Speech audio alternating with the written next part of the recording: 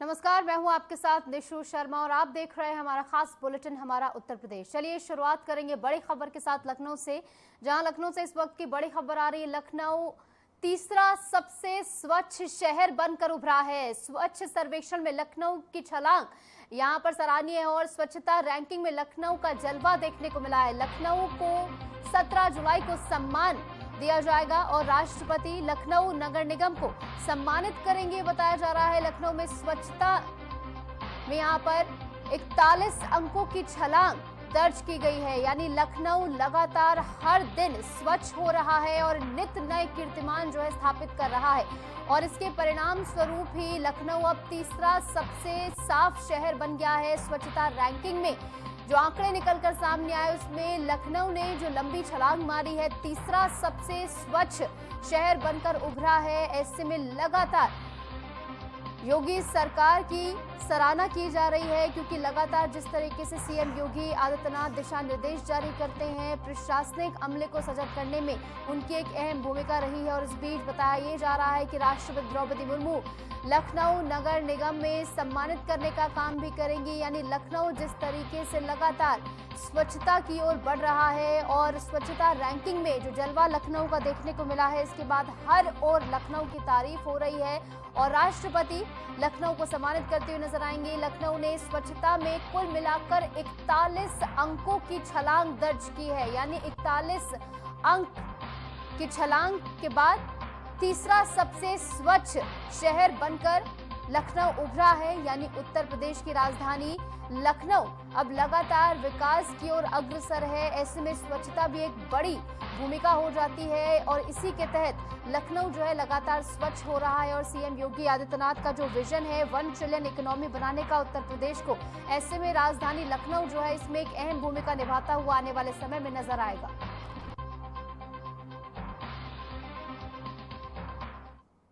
और इस बीच एक और बड़ी खबर आपको बता दें, उत्तर प्रदेश में 11 विरासत भवनों का कायाकल्प होगा और सरकार किलों को पर्यटन स्थल में तब्दील करेगी। लखनऊ, गोंडा, बुंदेलखंड में किले जो है शामिल किए गए हैं। महोबा का मस्तानी महल भी अब आकर्षण का केंद्र बनता हुआ नजर आएगा।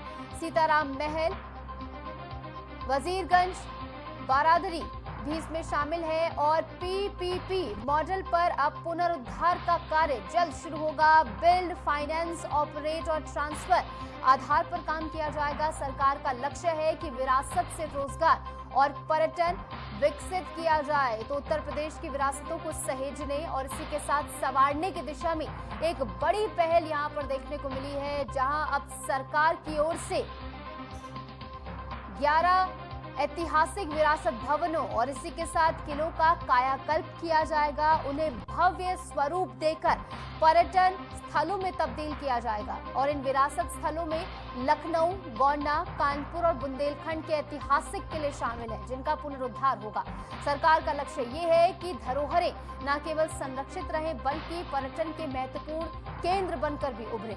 इन योजना के तहत महोबा का मस्तानी महल, मथुरा का सीताराम महल और गोंडा की वजीरगंज बारादरी का भव्य पुनरुद्धार होगा। सरकार इन सभी स्थलों को पीपीपी मॉडल यानी पब्लिक प्राइवेट पार्टनरशिप के तहत बिल्ड, फाइनेंस और ऑपरेट और इसी के साथ ट्रांसफर के आधार पर विकसित करेगी। हर किला और महल अपने इतिहास की कहानी लेकर पर्यटकों को आकर्षित करेगा। पर्यटन को बढ़ावा देने और राज्य की सांस्कृतिक धरोहर को संरक्षित करने की इस मुहिम में स्थानीय रोजगार और अर्थव्यवस्था को भी नया बल मिलता हुआ नजर आएगा।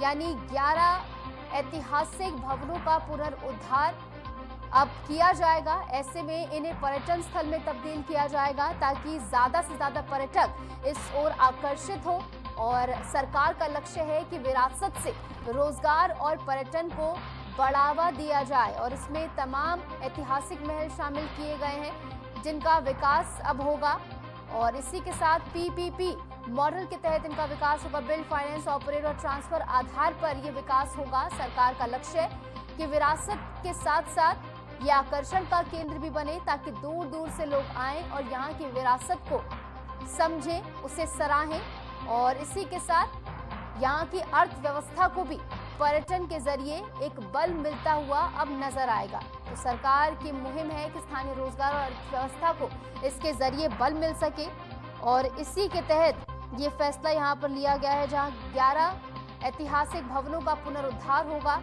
और सरकार का लक्ष्य है कि विरासत के साथ साथ रोजगार और इसी के साथ अर्थव्यवस्था को यहां पर मजबूत करने का काम किया जा सके। तो सरकार की ओर से लगातार प्रतिबद्धता जो है वो साफ नजर आ रही है कि यहाँ के विकास के साथ साथ यहाँ की जो ऐतिहासिक विरासत है उसे भी संजोया जाए, उसे भी एक सुंदर स्वरूप दिया जाए, ताकि दूर दूर से जो लोग यहाँ पर आते हैं वो इन ऐतिहासिक स्थलों के जरिए यहाँ की विरासत को समझ सके।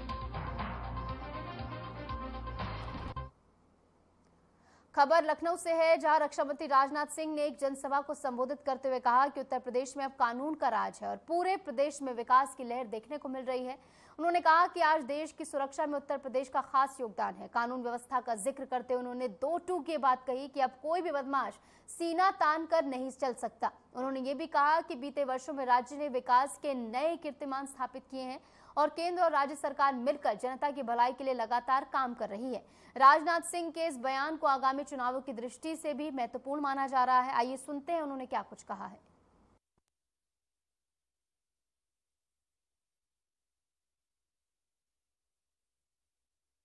हमारे उत्तर प्रदेश के उप मुख्यमंत्री श्रीमान ब्रजेश जी पाठक, पूर्व सांसद एवं अध्यक्ष भारत सेवा संस्थान मेरे मित्र डॉक्टर अशोक कुमार जी वाजपेयी, प्रिय उज्ज्वल रमन सिंह सांसद एवं अध्यक्ष मोतीलाल मेमोरियल सोसाइटी, श्री ब्रजलाल जी सांसद, श्रीमती सुषमा खटवाल महापौर, Shri Anand Dwivedi, Shri Rajesh Singh, Shri J N. Mishra, doctor Mahendra Singh, Shri Mukesh Sharma, Shri Ramchandra ji Pradhan, Shri Yogesh Shukla, Shri O P. Srivastava, Shri Pranav Kumar, chief post master general, doctor Anand Kumar Singh, director डाक सेवा और श्रीमान दिवाकर जी त्रिपाठी। जब भी हम उत्तर प्रदेश के गौरवशाली अतीत की चर्चा करते हैं तो चंद्रभान गुप्ता जी का नाम स्वाभाविक रूप से बहुत ही प्रमुखता के साथ सामने आता है।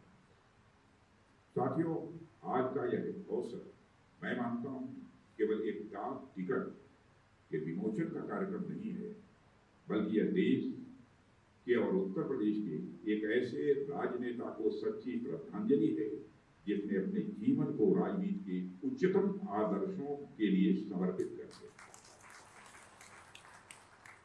आज उनके सम्मान में जारी यह टिकट आने वाली पीढ़ियों को भी यही संदेश देगा, ऐसा मेरा विश्वास है। इस बीच रुक रहे हैं छोटे से ब्रेक के लिए। ब्रेक के बाद फौरन हाजिर होते हैं।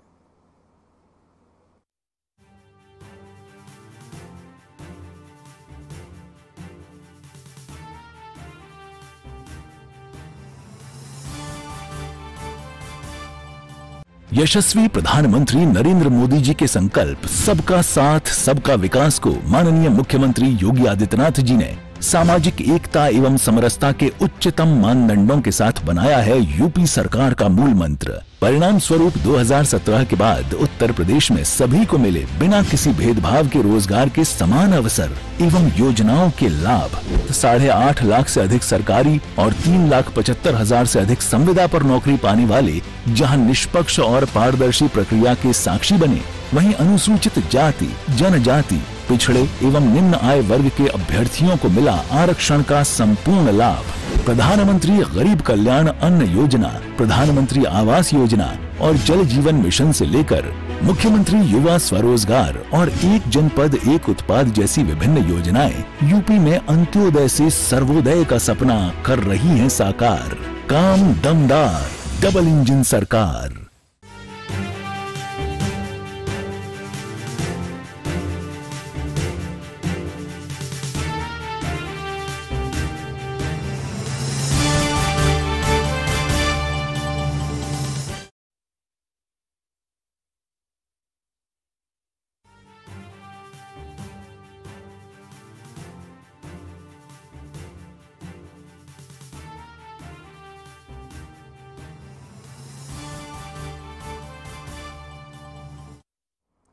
स्वागत है आपका। ब्रेक के बाद चलिए एक बार फिर से रुक करेंगे तमाम खबरों का। उत्तर प्रदेश के डिप्टी सीएम ब्रजेश पाठक का बड़ा बयान सामने आया है। उन्होंने कहा कि लखनऊ अब वर्ल्ड क्लास सुविधाओं का शहर बन चुका है और आने वाले समय में देश में नंबर 1 शहर बनेगा। ब्रजेश पाठक ने दावा किया कि लखनऊ न सिर्फ प्रदेश बल्कि देश में भी अपनी पहचान बना चुका है। उन्होंने कहा कि राजधानी में आधा दर्जन फ्लाईओवरों का निर्माण चल रहा है, जिससे ट्रैफिक और कनेक्टिविटी में भारी सुधार होगा।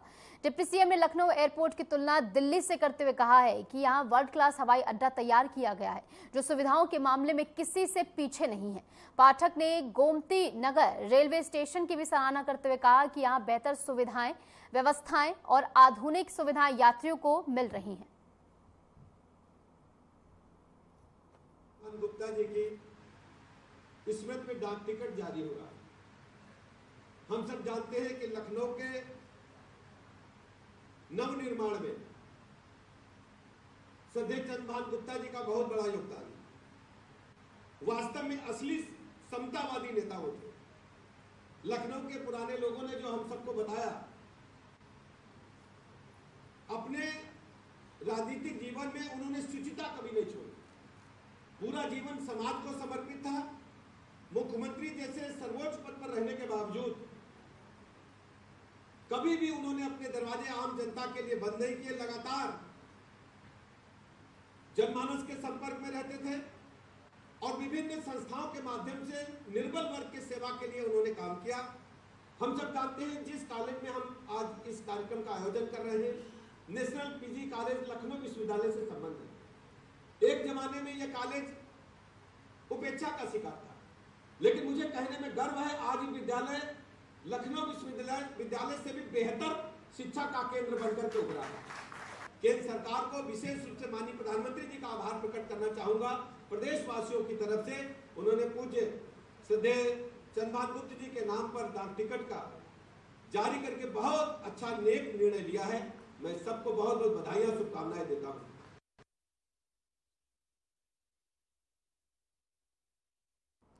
प्रयागराज से एक बड़ी राजनीतिक प्रतिक्रिया सामने आई है। उत्तर प्रदेश के डिप्टी सीएम केशव प्रसाद मौर्य ने प्राइमरी स्कूलों में मर्जर और भाषा विवाद पर विपक्ष को घेरने का काम किया है।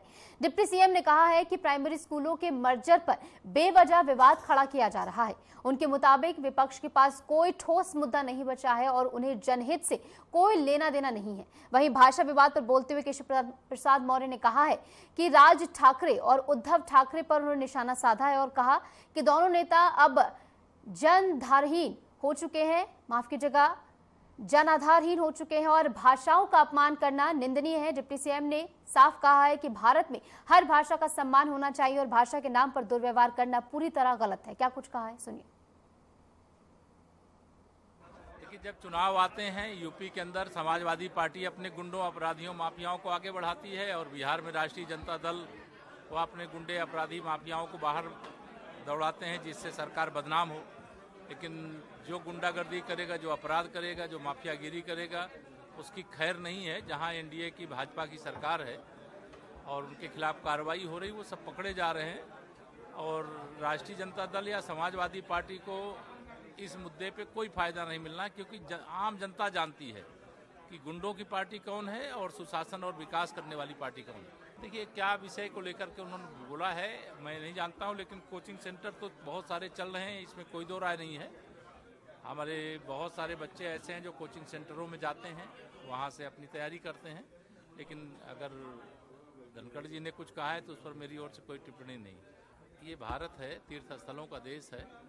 यहाँ कभी अयोध्या के लिए, कभी मथुरा के लिए, कभी प्रयागराज कुंभ के लिए, तो कभी सावन के महीने में कांवड़िए अपना जल चढ़ाने के लिए जाते हैं।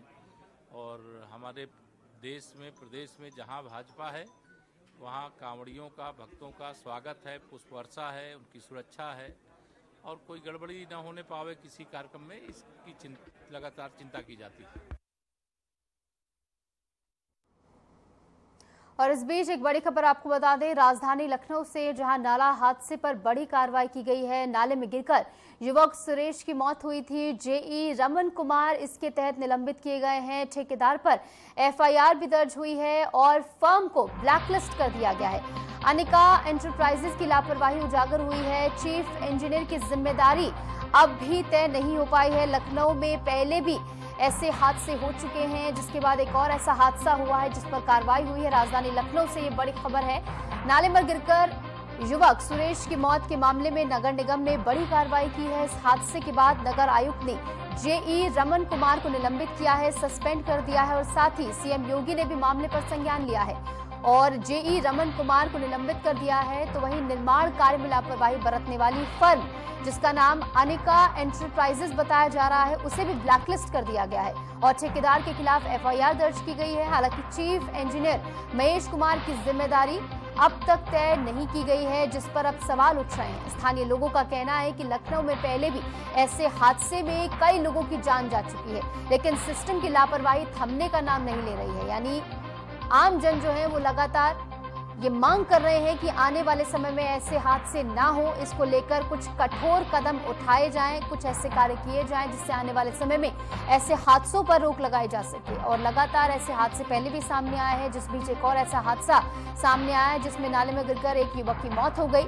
और सुरेश युवक का नाम बताया जा रहा है जिसकी मौत हुई है। जिसके बाद जेई रमन कुमार निलंबित हुए हैं। तो ठेकेदार पर एफआईआर है और फर्म जिसका नाम अनिका एंटरप्राइजेज बताया जा रहा है उसे भी ब्लैकलिस्ट कर दिया गया है। यानी कुल मिलाकर यहां पर कठोरतम कार्रवाई हुई है, लेकिन चीफ इंजीनियर पर अभी तक कोई भी कार्रवाई नहीं की गई है। उसका दोष अब तक जो है साबित नहीं हुआ है। ऐसे में इसको लेकर भी कई तरीके के सवाल खड़े हो रहे हैं, लेकिन ये देखना होगा कि प्रशासन की ओर से आने वाले समय में इस पूरे मामले में आगे और क्या कुछ कार्रवाई की जाएगी, क्योंकि फिलहाल जेई को सस्पेंड किया गया, निलंबित किया गया है। तो वहीं ठेकेदार पर एफआईआर दर्ज हुई है। फर्म जिसका नाम अनिका एंटरप्राइजेज है, इसे ब्लैकलिस्ट कर दिया गया है। लापरवाही के गंभीर आरोप इस पर लगे हैं। काशी में सावन के पहले सोमवार 14 जुलाई को सभी स्कूलों में अवकाश घोषित किया गया है। यह आदेश डीआईओएस और प्रभारी बेसिक शिक्षा अधिकारी भोलेंद्र प्रताप सिंह द्वारा जारी किया गया है, जो परिषदीय माध्यमिक सीबीएसई और आईसीएसई सहित सभी बोर्ड के स्कूलों पर लागू होगा। अधिकारियों ने स्कूलों से कहा है कि वे इस अवकाश के स्थान पर रविवार को पाठन की व्यवस्था करें। उधर काशी विद्यापीठ में भी पहले सोमवार के दिन अवकाश की घोषणा की गई है। ये फैसला श्रावण मास के पहले सोमवार को श्रद्धालु की भारी भीड़ और यातायात प्रबंधन के मद्देनजर लिया गया है, जिससे छात्रों और अभिभावकों को असुविधा से बचाया जा सके।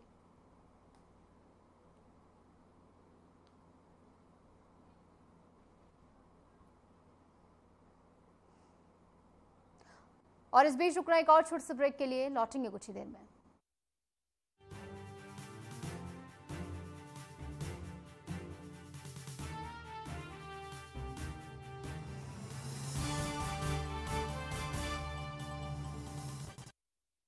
नवाचारी और नवोन्मेषी शिक्षा व्यवस्था से युवाओं की आशाओं को नई उड़ान दे रहा है नया उत्तर प्रदेश।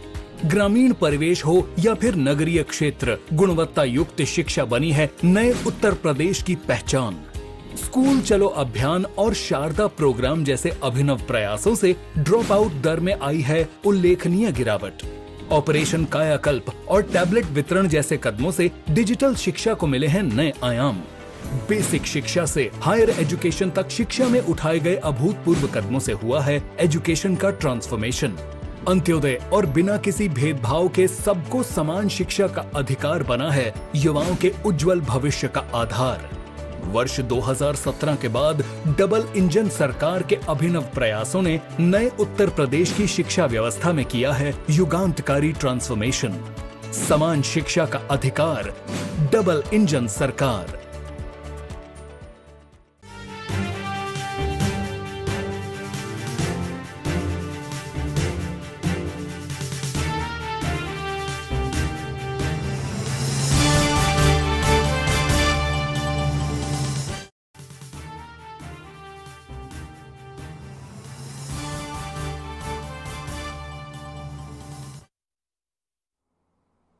स्वागत है आपका। ब्रेक के बाद चलिए एक बार फिर से रुक करेंगे तमाम खबरों का। बड़ी खबर आ रही है, बता दें सिद्धार्थनगर चित्रकूट ने एक मिसाल पेश की है। 560 पंचायतों में पुस्तकालय खोले गए हैं। चित्रकूट में ऑर्गेनिक शॉप और ट्रेनिंग सेंटर खोले गए हैं। फतेहपुर में स्मार्ट क्लास और इसी के साथ AI स्क्रीनिंग भी हुई है। आकांक्षी जिले अब विकास का मॉडल बनते हुए नजर आ रहे हैं। उत्तर प्रदेश के आकांक्षी जिले अब देश के लिए विकास की मिसाल बनते जा रहे हैं। सिद्धार्थनगर, चित्रकूट और इसी के साथ फतेहपुर ने नवाचार और जन कल्याण के मॉडल पेश किए हैं, जिसकी सराहना हर ओर हो रही है। सिद्धार्थनगर में 560 ग्राम पंचायतों में पुस्तकालयों की स्थापना कर शिक्षा की नई रोशनी पहुंचाई गई है। तो वहीं चित्रकूट की बात करें तो ऑर्गेनिक शॉप और पंचायत स्तर पर प्रशिक्षण केंद्र खोले गए हैं, जिससे स्थानीय लोगों को स्वरोजगार और आत्मनिर्भरता की राह मिली है। फतेहपुर भी पीछे नहीं है। यहाँ स्मार्ट क्लास रूम्स और AI based cancer screening centre की स्थापना करके स्वास्थ्य और शिक्षा दोनों में नई क्रांति लाई जा रही है। सरकार का दावा है कि ये जिले अब न केवल आकांक्षी बन रहे हैं, बल्कि आदर्श विकास मॉडल के रूप में भी उभर रहे हैं और अपनी एक अलग पहचान बनाते हुए नजर आ रहे हैं। तो सिद्धार्थनगर, चित्रकूट ने एक नई मिसाल पेश की है। 560 पुस्तकालय यहाँ पर खोले गए हैं। बरेली के जियापुर में स्थित यूनानी मेडिकल कॉलेज को 15 अगस्त से पहले शुरू करने की तैयारी तेज हो गई है। प्रमुख सचिव आयुष विभाग संयुक्ता समदार ने कॉलेज का औचक निरीक्षण किया और कार्यों की प्रगति का जायजा भी लिया गया है। निरीक्षण के दौरान प्रमुख सचिव ने बिजली कनेक्शन में हो रही देरी पर नाराजगी जताई है और 2 दिन में एस्टीमेट तैयार कर शासन को भेजने के सख्त निर्देश जारी किए हैं। उन्होंने अधिकारियों से कहा है कि संचालन में आ रही सभी बाधाओं को जल्द दूर किया जाए, ताकि जल्द से जल्द नामांकन प्रक्रिया और पढ़ाई शुरू हो सके। प्रमुख सचिव ने यह भी कहा है कि यूनानी कॉलेज को शीघ्र आयुष विभाग को हैंडओवर कर दिया जाए, ताकि संचालन की औपचारिकताएं पूरी की जा सके।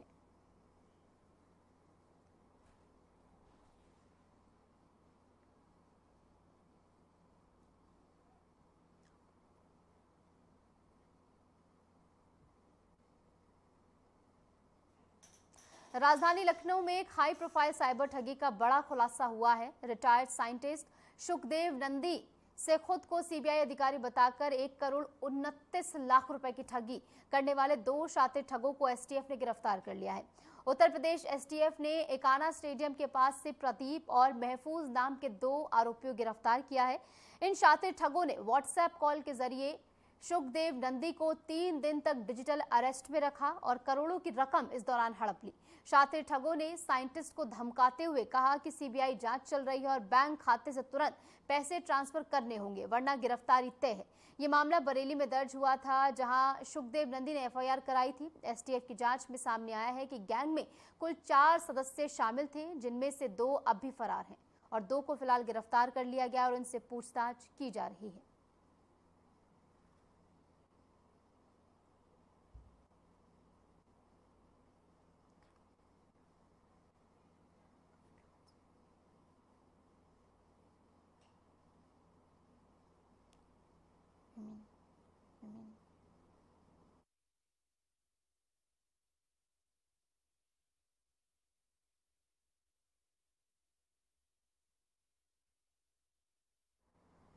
खबर उत्तर प्रदेश के ललितपुर से है, जहां तेज बारिश के बाद नई तहसील के पीछे बने रिहायशी इलाकों में भयंकर जलभराव हो गया। पनारी क्षेत्र और आसपास के इलाके पानी में पूरी तरह डूब गए। स्थिति ये हो गई कि जिला मुख्यालय को जोड़ने वाला संपर्क मार्ग पूरी तरह बाधित हो गया। जलभराव के बीच कार सवार लोग तैरकर जान बचाते नजर आए। स्थानीय लोगों में दहशत का माहौल है। प्रशासन की राहत टीमें मौके पर भेजी गई हैं। तेज बारिश के कारण जल निकासी की कोई व्यवस्था न होने से नई तहसील के पीछे बसे घरों में पानी भर गया। लोगों का आरोप है कि स्थानीय प्रशासन की लापरवाही से हर साल ऐसी स्थिति बनती है और इसी तरह लोग परेशान होते हुए नजर आते हैं। फिलहाल राहत और रेस्क्यू टीमों का अलर्ट वहां पर जारी है, उन्हें अलर्ट मोड पर वहां पर रखा गया है और जल भराव कम करने में यहां पर लगातार काम किए जा रहे हैं, प्रयास जारी हैं। प्रशासन ने लोगों से घर से बाहर न निकलने की अपील की है और सतर्क रहने की हिदायत दी है।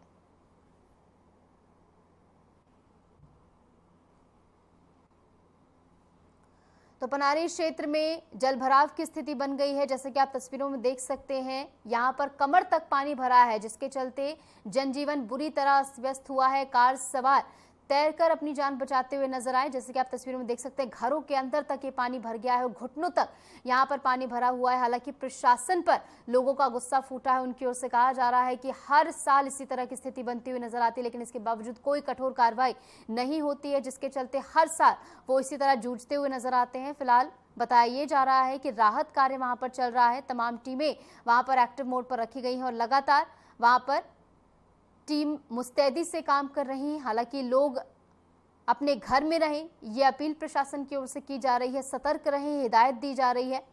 पनारी क्षेत्र में पानी ने किस कदर तबाही मचाई है वो आप तस्वीरों में देख सकते हैं। किस कदर लोग जो हैं बुरी तरह इससे प्रभावित हुए हैं और फिलहाल जल निकासी का कोई साधन यहाँ पर नहीं है, जिसके चलते टीमें यहाँ पर पूरी तरह अलर्ट पर हैं और बचाव कार्य यहाँ पर चल रहा है। कार सवारों ने तैरकर अपनी जान बचाई है बताया जा रहा है और तस्वीरें अगर आप देखेंगे तो आप समझ पाएंगे कि किस कदर स्थिति जो है यहाँ पर बेहद संवेदनशील बनी हुई है। कमर तक यहाँ पर पानी भरा है, जिससे जल जीवन बुरी तरह अस्त व्यस्त हो गया है। और फिलहाल के लिए हमारे इस खास बुलेटिन में इतना ही। नमस्कार।